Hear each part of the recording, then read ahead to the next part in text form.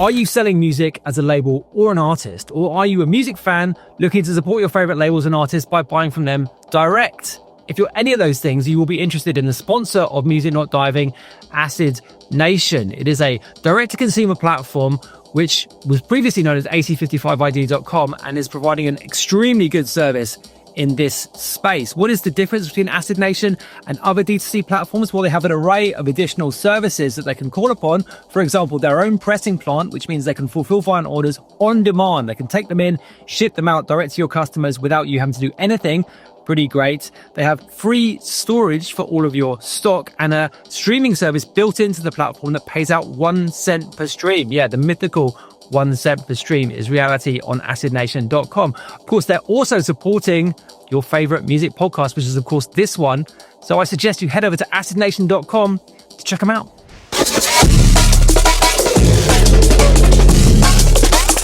This is Music Not Diving with Scuba. Welcome to the show. I'm Scuba. This is Music Not Diving. Okay, no guest on the show this week. We are instead going to talk a bit about a pertinent issue in the world of music right now. It is Spotify and whether it deserves a boycott. Now, this has been rumbling on actually on and off for a few years now, for many years, really. In fact, almost since the advent of Spotify in the first place. Back in 2022, we did the very first episode of this podcast before we were on video, and it was very much a front and center issue back then too. I argued in that first episode against boycotting Spotify, basically because I just don't think it's an exceptional case when compared to the other streaming platforms, when compared to the other big forces in music. And actually what you do when you make an example of something is essentially hand wave the behavior of everyone else and enable people to tune out of the debate, tick the box of the boycott, and basically tune out. So what I'm going to argue in this episode is there is another platform which maybe does deserve a boycott a little bit more than that, and that is TikTok. Now, we're going to get deep into the details of this over the next 45 minutes or so I'm not going to preempt it too much. But all of the criticisms of Spotify are valid to TikTok, but much more so. So people say Spotify doesn't pay artists. That is manifestly false, but it does apply much more accurately to TikTok. And people might say, well, TikTok's not a music streaming service. Actually, TikTok, or by many metrics, is the biggest music streamer in the world. So there's lots of things to get into here. There's lots of devil in the detail. But honestly, I think a boycott at its core is the end of a conversation, not the start. And this is a complicated issue which is not actually very well understood, certainly amongst musicians and definitely not amongst music fans. So I think it's really important that we take the time to examine this issue in detail. And we're going to do that through the lens of Cory Doctorow's Enshittification thesis, which I will describe at the outset. But basically we have an essay title, and that essay title is, to what extent does enshittification apply to music in 2025? This is not on video, I should point out. The way I've historically put these audio essays together is basically by turning on the mic and talking into it for God knows how long, and then editing it all down. So this just doesn't apply to video, I'm afraid, but we do have the audio for you. So without further delay, let's take a look at the enshittification of music, or not, in 2025. Just before we get into it though, a reminder to subscribe to the channel if you haven't done so already. And if you've got anything to say about this episode, and I know you probably will, leave it in the comments. All right, let's do it. Brought to you by acidnation.com. So enshittification, to what extent does the concept of enshittification apply to music in 2025? Discuss. That is our essay that we're going to attempt to construct over the next however long. What is enshittification? Well, you may have seen it in the news. There's been a fair bit of discussion of this topic in recent weeks because the person who came up with it, Cory Doctorow, is releasing a book called Enshittification, and he's been doing the rounds explaining it to people, talking about what it entails, what the thinking is behind it. We actually talked about this on a previous episode of the show. The solo pod I did on Bandcamp, or rather the first part of that two-part on Bandcamp, we talked a bit about this in that and the extent to which it has, I guess, seeped into digital platforms in the cultural space. I think the major focus of the theory in the first place more focuses on Amazon and maybe Uber, basically big e-commerce platforms which rely essentially on connecting suppliers with customers. And you could argue that's also a characterization of how music streaming works, and we'll talk about that. But generally speaking, it is a description of the deterioration of those services over time. So who is Cory Doctorow? Well, he is a writer, a science fiction writer, actually, also a commentator, a political theorist, or a cultural theorist, actually, is probably a better way of describing his work. He's from Canada. And I think it's fair to say that he is positioned on the political left. In fact, it's definitely fair to say that because he describes himself thus. In fact, he describes himself as a leftist in the book. So that's where he stands politically. The other book that we're going to talk about in this episode is also written by someone on the political left. That is Liz Pelly and her book about Spotify, the mood machine. And many of the people who write and are successful writers on this kind of stuff are leftists.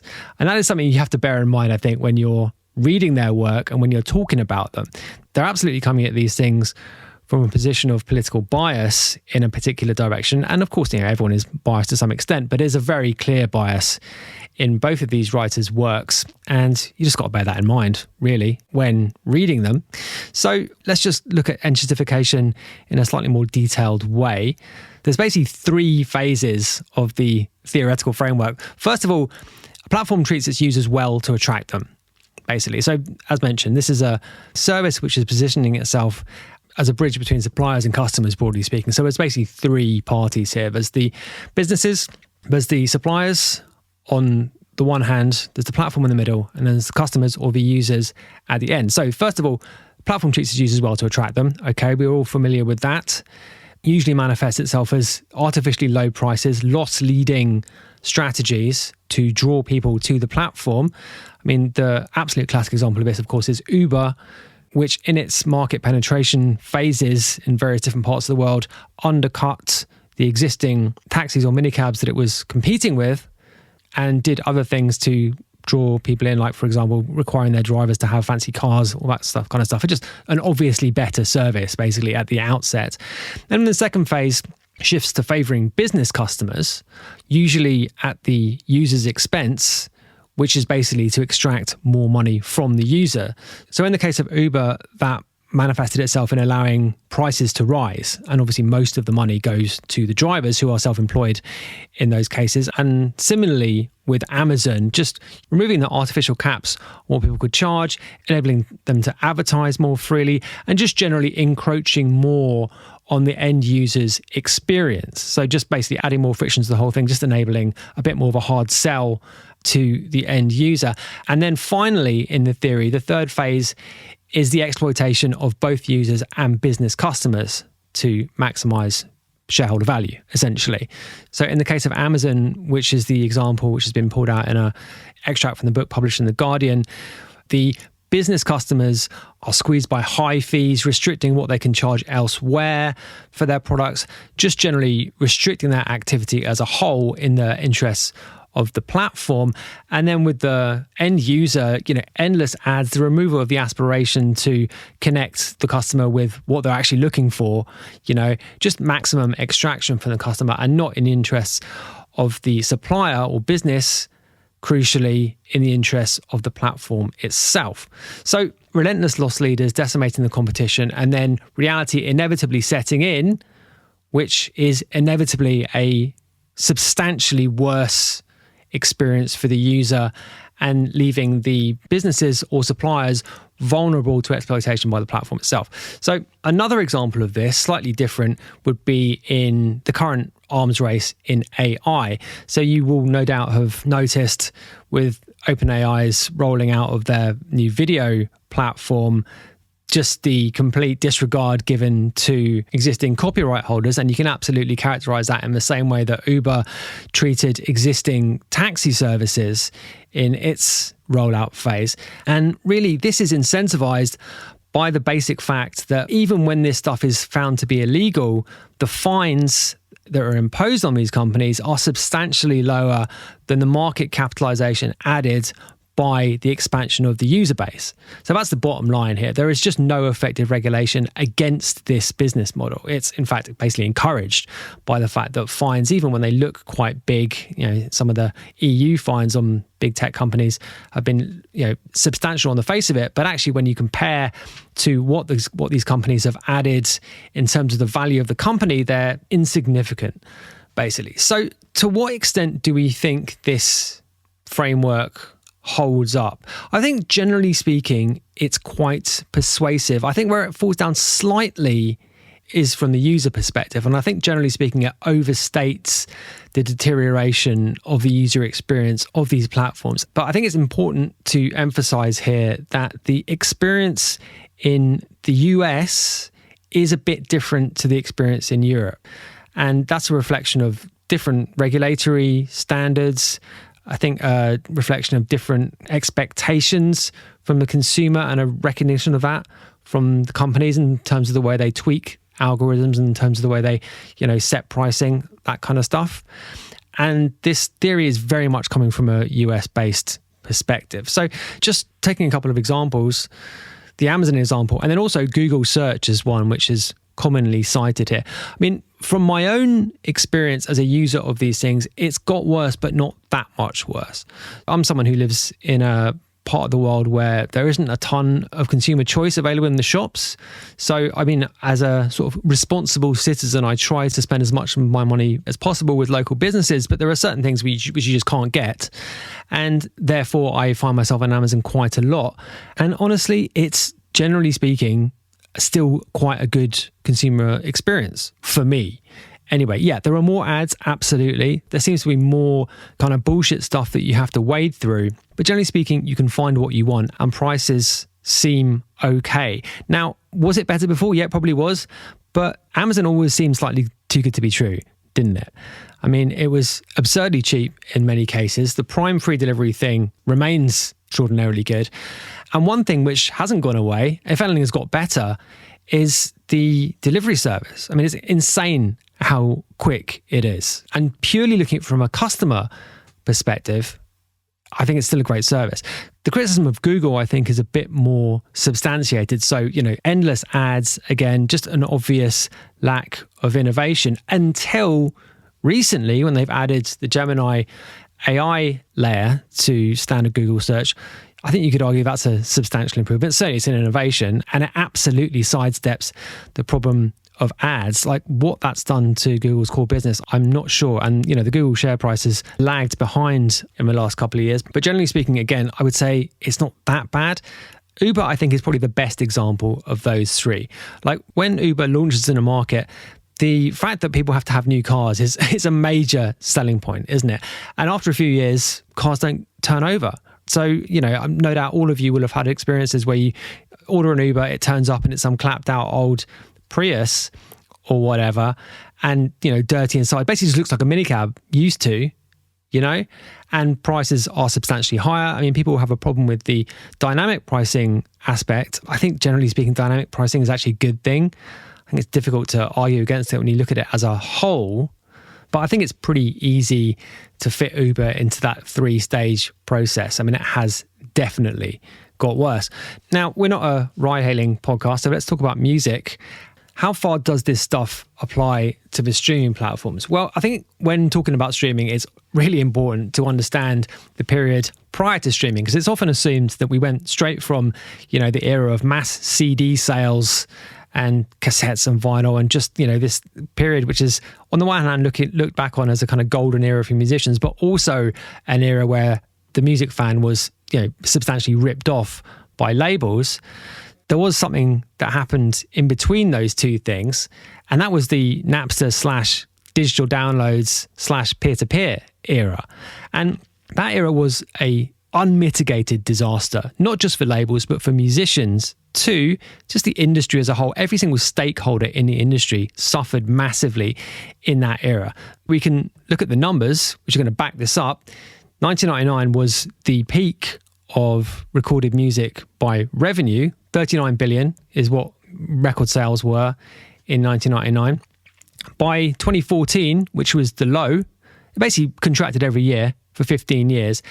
and the low point was just over $15 billion. So that is an enormous decline, something like 60%. And that's not adjusting for inflation, even though inflation was pretty low in that period. That's just the heart ripped out of an industry. There's no way of getting around that. And the reason basically was file sharing. What people remember about that era is Lars Ulrich suing his fans. And Lars Ulrich was apparently the bad guy in that position. But that was around the start of the era. And he was absolutely vindicated in his outlook for the industry, which led to that lawsuit. It completely collapsed, utterly collapsed. And yet the big companies suffered badly, but small companies with weaker balance sheets and weaker catalogs were just out of business. That's the truth of it. And this applied to vinyl just as much as CDs. So people think about, major labels losing their CD sales, but drum and bass labels lost their vinyl sales during this time, right? The underlying economics of dance music revolved around vinyl, and that was just destroyed. And what didn't step up was downloads. Downloads were a complete failure.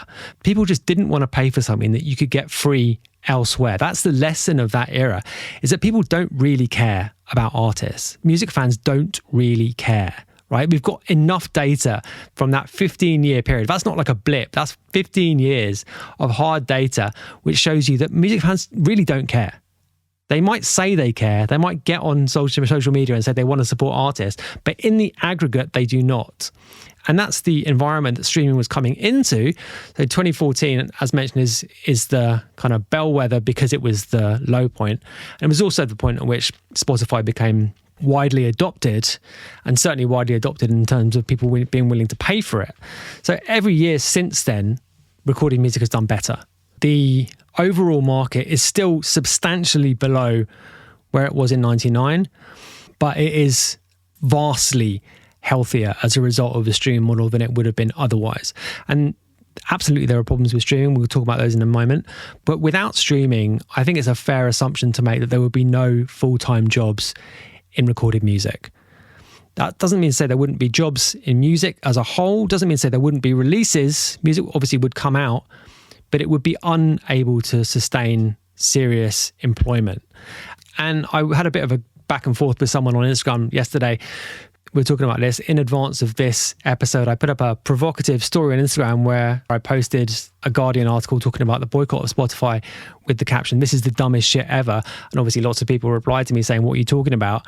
But the back and forth I had with this one person was basically along the lines of, he was saying, "I don't care about jobs in music. I just want artists to get paid fairly."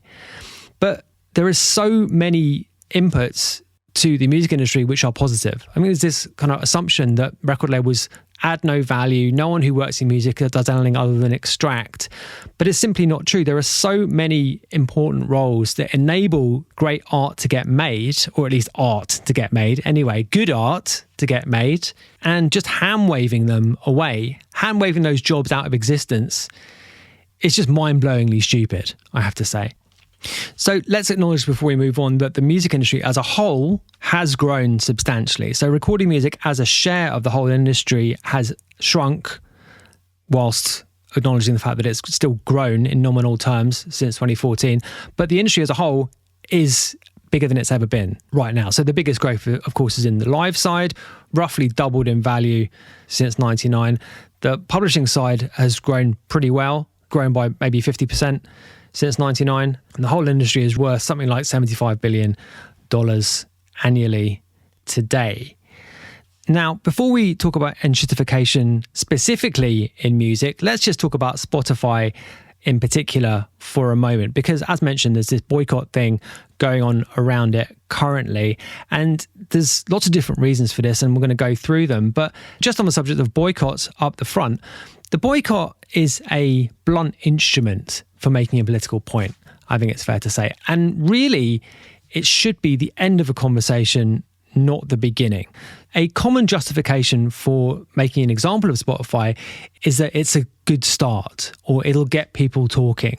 But the reality is that when you look at the comments under these articles or these social media posts, the most discussed topic is, what other streaming platform can I go to? Now, the very first episode I did of this podcast all the way back in 2022, that also coincided with a move to boycott Spotify. And I said at the time, in fact, at the end of that very first episode, I was a pretty long monologue, the first of its kind, which made basically this argument. If you're doing a boycott, then it has to be an exceptional case, because what a boycott enables people to do is tune out from the debate and tick the box of the boycott, right? So to boycott Spotify, there needs to be very substantial reasons which stand it out from the other actors in the space.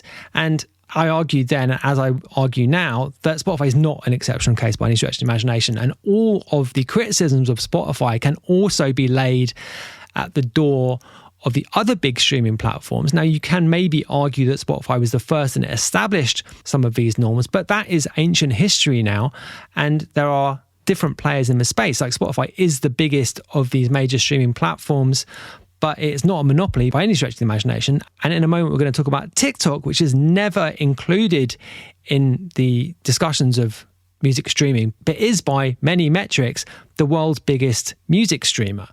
So let's just look at the criticisms of Spotify briefly. I don't want to spend too much time on this, but the Liz Pelly book, The Mood Machine, has obviously been read by a lot of people and internalized, and lots of what she argues in that book has value, but it is very one-sided. And actually, I think it gets confused about the behavior of consumers on the platform and how it relates to previous consumer behavior prior to streaming. And it is confusion which is commonly made. And I think the confusion is in the area of whether streaming is a replacement for music retail or for radio. Because actually, it's a combination of those two things, and the critiques often assume that it's either one or the other. So firstly, playlisting, or mood playlists, getting at the title of the book, this is, I think, a reflection of users looking for a radio-like experience. Like when people turn on the radio 25, 30, 40 years ago, and to some extent today, they have a vague idea of the style of music that's going to be played, but they don't really care what it is at a granular level. Like they might hear certain tunes that they know, but generally speaking, they want to hear a certain kind of thing. And past that, it doesn't really matter what it is.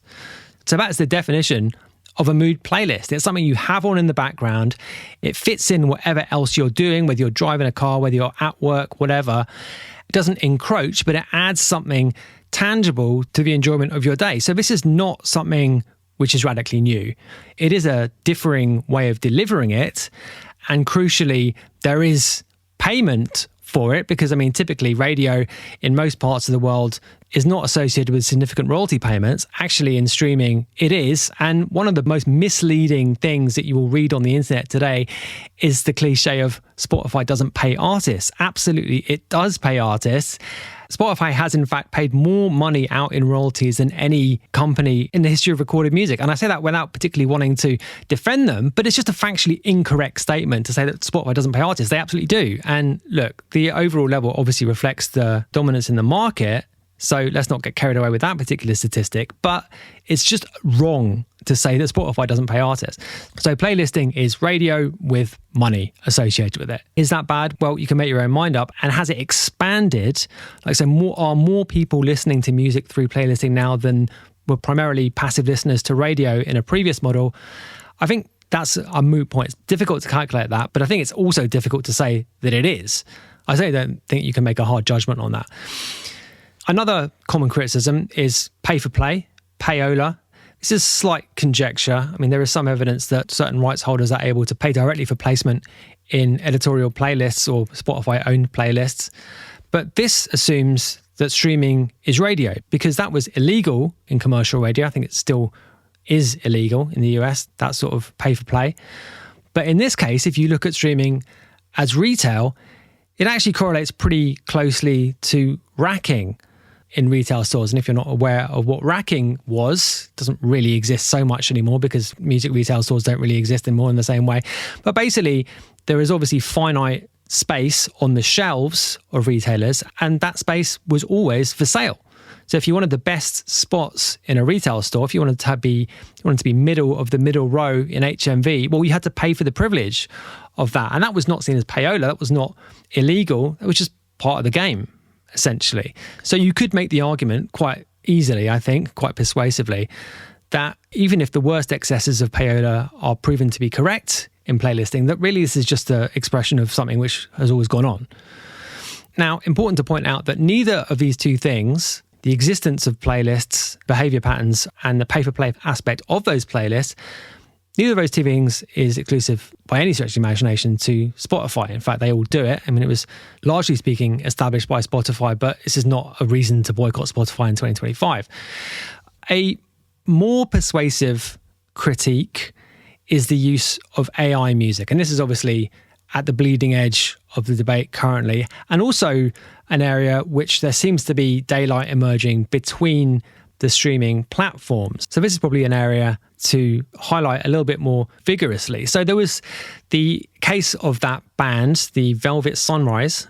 I always get their names wrong. I'm pretty sure it's the Velvet Sunrise, but you know the band I mean. They're basically a classic rock band which were entirely generated through various AI products and then let forth into the world on Spotify and all the other platforms as well, by the way, and did really well. And it was slightly unclear the extent to which Spotify were involved with this at an editorial level. It seemed likely that they probably were, because they were getting a ton of support on the platform. I haven't actually looked how it did on other streaming platforms, probably should do, but it did seem like they were getting an unusual amount of support for a new act that was, nominally not signed to any big label or anything on Spotify. In addition to that, there's obviously been the long-standing accusations that they've used ghost artists and packed playlists with ghost artists and all the rest of it. I have to say, in my experience, I've not come across this. I mean, I'm a Spotify user. I think it's a good product, generally speaking, and I use it as a music fan. But generally speaking, I listen to albums on there. I'm not a big playlist user, so I just don't know how often this comes up. But I personally have never been served anything which turned out to be AI on the platform. And it's important to point out that you can kind of judge how much this is being used on the platform by the funding model and by the payout. Because the nature of the payout system used on Spotify and most other streaming platforms, which is the pro rata system, the point of pumping ghost artists and AI tracks would be to lower the average payout, significantly lower the average payout. And that just hasn't happened. Spotify has a below average payout rate, but that is explained by the fact that there is a free tier and there is no free tier on most of its competitors. So having a whole bunch of users on the platform, essentially accessing it for free or supported by ads, but the ads don't come close to getting to what a premium Spotify user pays in, that reduces the rate. So the reason that Spotify payouts are lower than Apple or Tidal payouts is largely because of that free tier.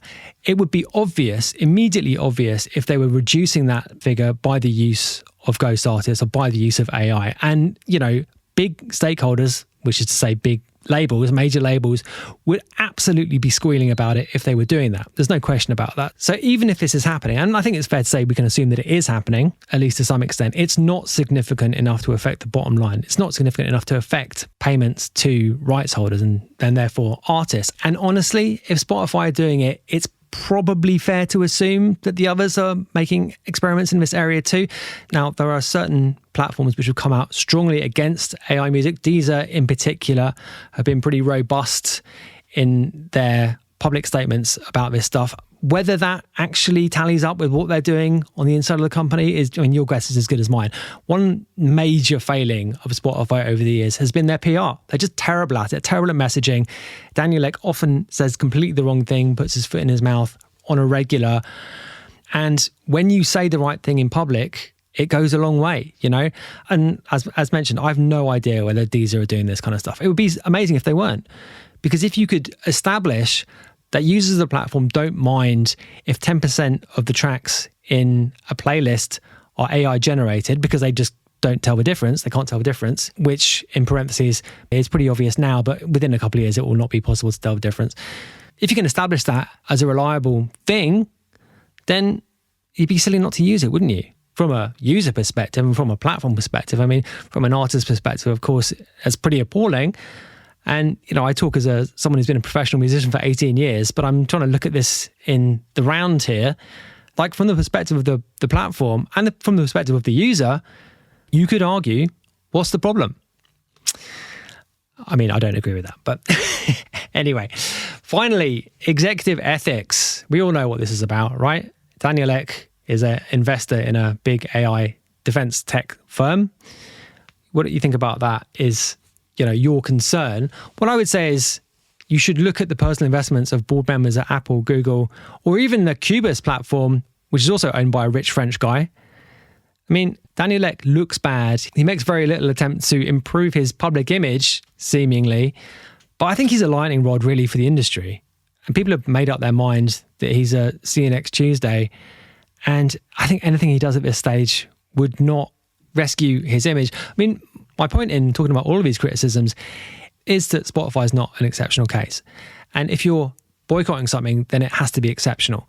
Because, as mentioned, all you do when introducing the idea of a boycott in is enabling people to opt out of educating themselves as to the details of a debate and the problems with the sector more widely, which are reflected across multiple platforms here. Now, as mentioned, there is another player here. Actually, there's two which operate in a similar kind of a way, but one which I think has acquired significantly more cultural importance, particularly with people under 30. And that is, of course, TikTok. So TikTok, and then the other one would be Facebook, because the streaming of music in short form video is crucial to the whole thing, right? And TikTok artists, well, I mean, we've all heard of TikTok artists, right? It's arguably the number one way that people break through as musicians these days, but also the soundtracking of short form video content with licensed music that is embedded in the platform is absolutely crucial. And I say licensed music, it is licensed, but they don't license whole tracks. So what they've essentially done is negotiate a vastly reduced royalty rate in exchange for using a small amount of the song itself. Now, this is unbelievably problematic and essentially never discussed. When I say vastly reduced royalty rates, it's almost zero. Like people say, as mentioned, Spotify don't pay artists. TikTok, all right, they do pay a little bit, but it is tiny, genuinely tiny. And the snippet aspect of the license is in itself, I think, disintegrative to music in the exact way that playlisting is accused of being damaging to the art form, which is to say the end is focused on the reduced and necessarily dumbed down piece of musical output. Now, the reason that TikTok really should be top of the list here is they've got 1.8 billion monthly users. Spotify has about a third of that. So the difference in overall culture, the difference in breaking people's brains when it comes to music, the difference on destroying the art form is just enormous. It's really not a comparison. So if you're looking for a target for a boycott, as one that stands out here. Now, I mentioned that Facebook is also doing this, and so that slightly undermines my argument that TikTok is exceptional. There are just two players though here. So it's pretty easy just to say boycott TikTok and Facebook for music until we get a better deal, or force them to license full tracks or whatever. Now, you will be aware, or you should be aware, that TikTok is currently being broken up, or the US business of TikTok is currently being spun off and taken over by a consortium of Donald Trump's best mates, essentially, on a vastly reduced valuation and probably in preparation to be used as a pro-Trump propaganda tool. Obviously, a big part of the criticism of TikTok is the fact that it's owned by a communist dictatorship and has been used just unambiguously to spread anti-Western propaganda. People will argue about that, but I mean, it's just like the most obvious thing ever. The difference is that Chinese Communist Party are actually pretty good at propaganda and don't do stupid, obvious things like just taking down people's videos. They tweak the algorithm to, in the aggregate, favor certain types of content. And, the spin-off, therefore, isn't anything to be happy about in particular. But just as far as music goes, that stuff is basically irrelevant. We're just talking about music here. We're not getting bogged down in other forms of politics. But TikTok US has 177 million monthly active users in the US alone, right? So I would argue if there's a boycott to be done, and I'm not sure if there is, but let's talk about this platform, shall we? Let's talk about the model of licensing 15-second clips and what that does to the incentives of people making music. And let's talk about how we can convert this into something which delivers value to the people who are creating it. So back to the question of, has music been enshittified over the course of the last decade with the advent of big tech dominating the industry? I think it depends how you look at it. I think you could make the argument actually that the experience of streaming has been a mirror of the model that Cory Doctorow laid out, which is to say, first of all, it treats everyone pretty well. Users get all the music in one place. Labels and artists finally get paid in a way that they were not getting paid under the previous peer-to-peer model. Then it shifts to favouring users, often at the supplier's expense, the suppliers in this case being labels and artists. How did this happen? Well, it basically happened because prices didn't rise for the longest time. So the reason that payouts are low for streaming basically is because subscriptions are not high enough. They should be substantially higher, and the reason that they are not high is because there was a relentless focus on expanding the user base and therefore the share price. That's another story. But that was absolutely phase two. So the earnings of artists and labels inflated away during that period. And then in the third phase, which we're in now, it's the exploitation of both artists and labels and users. And I suppose you could characterize that with the AI music thing. So you're both cheating the supplier by introducing supply which is of little inherent value or vastly less inherent value. And you're cheating the music fan who logs onto Spotify thinking they're going to hear actual music or music created by humans and are instead fooled into listening to AI slop. Now, that's a perspective, I think, which is persuasive, but maybe a little bit backward looking. Radio Slave, the noted DJ, did an interview recently where he talked about his daughter and her favourite musician, and her favourite musician is an AI-generated avatar fronting AI-generated music. Now, there is absolutely going to be a generational divide across all AI stuff, whether it's AI music, whether it's AI healthcare. There's going to be, I think, inherent suspicion amongst people who are not AI natives, let's coin that particular term, and people who have just grown up with it being part of everyday life. I think that's just inevitable. And the way we look at AI music now, I think, reflects that inherent suspicion. I mean, it's a suspicion that I have, don't get me wrong. I don't think it's good at all, but it's not going to be the view of people who grow up with this stuff at all. So when you're looking at it from just a purely user perspective, when you're running a big streaming platform and you're basically looking to refine the experience of the user, then you'd have to conclude that at some stage, the resistance to this stuff is going to disappear. It's just going to age out. And should we really blame certain platforms for anticipating that and getting ahead of it? I just don't know. I mean, my instinct is that we should blame them and we should penalize them. I'm going to move on to conclusions in a moment, but it seems inevitable, doesn't it? To some extent, at least. Like, what is the alternative? At least at some level. I mean, I'm not saying there isn't going to be a role for human music, but when you're talking about the radio and people's previous relationship with the radio, does it really matter how that music was made? I'm not sure. And, you know, as a musician, it matters to me, but does it matter to the average person? And they probably would say, if they were asked the question, but would their behavior reflect that? I'm not sure. I'm really not sure. So enshittification of music. We've talked a lot about platforms. We've talked a lot about boycotts.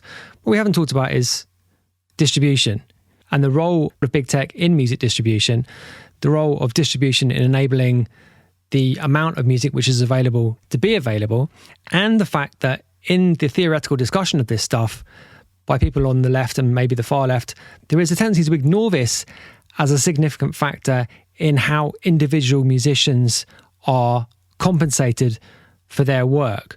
It is acknowledged in the Liz Pelly book, absolutely, that there is an enormous tidal wave of music which has been associated with the advent of stream, but it's not discussed in a supply and demand framework. It's not acknowledged that the increase in the supply of any given thing will reduce the value of that thing in the market in which it is traded. And without that acknowledgement, it's kind of difficult to take the rest of the criticism seriously. We've talked about the ebb and flow of music into recorded music in the period from 1999 to today. It's the kind of V-shaped recovery, or not quite V-shaped, but, you know, it's a substantial recovery since 2014. What we haven't mentioned as a part of that is that in comparison to 1999, roughly 10 times as many people are trying to sell their music in this marketplace. Now, in that context, it's the least surprising thing ever that an individual artist of any sort will get paid less money. Surely, just all other things being equal, the number of people goes up by 10x and the amount of money in the pot goes down, well, of course, each person is going to get less money. And unfortunately, I think what we've got here is an unholy alliance between big tech libertarians who want each user of a platform to also be a contributor. So you're simultaneously a customer and a supplier.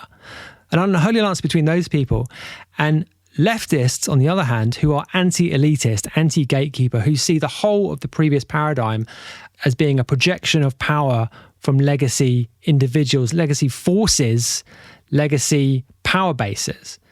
Those two things have contributed, I think, to ignore the basic reality that increased supply equals a diminishment of value. So digital distribution, dominated by systems which are provided by big tech, has enabled just the aforementioned avalanche of average content. And whilst it's fair to say that value does accrue disproportionately to stuff which is better, in massive quotation marks, or at least more popular, just the amount of stuff which is there, even if it's only accruing pennies per year, the volume of tracks just means that it's inevitability that value will decline. The big streaming platforms largely take the blame for this.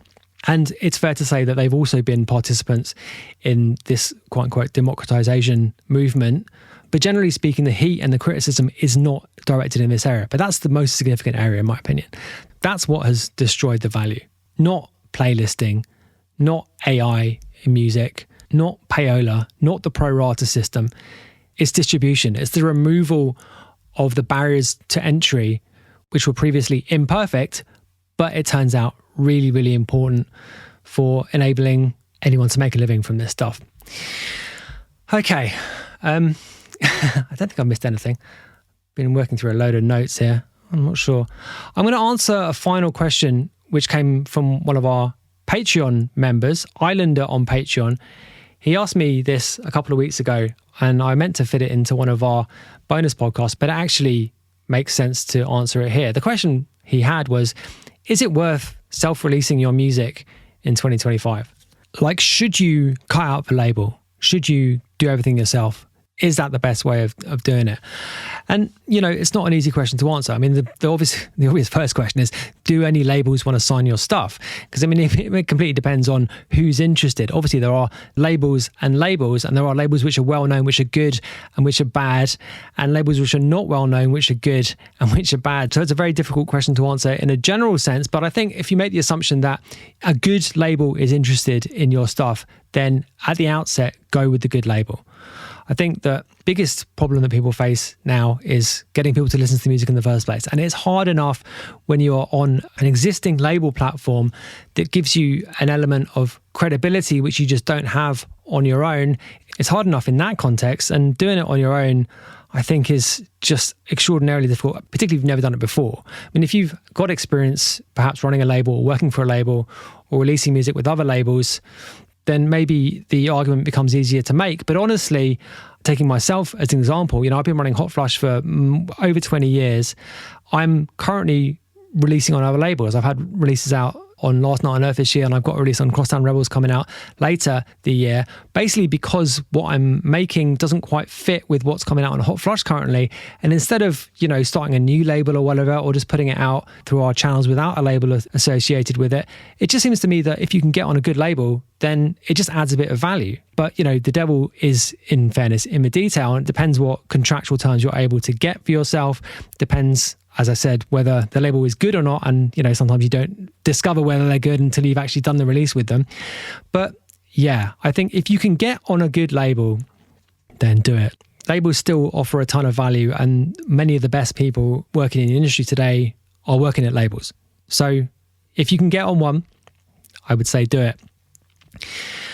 Okay, I think we're done here. It's going to take me a bit of a job to get this into a digestible format, so I'm going to do that. This has been fun to do. As mentioned, my post on Instagram stories yesterday was intentionally provocative.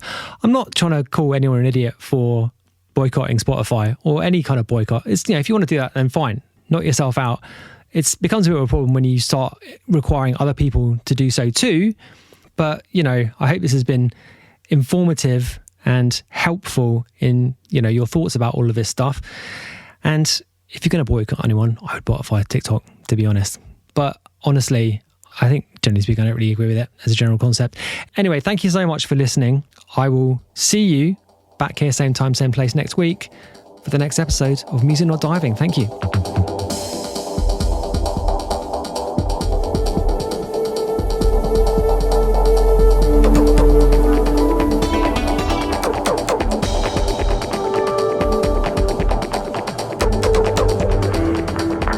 Music Not Diving with Scuba.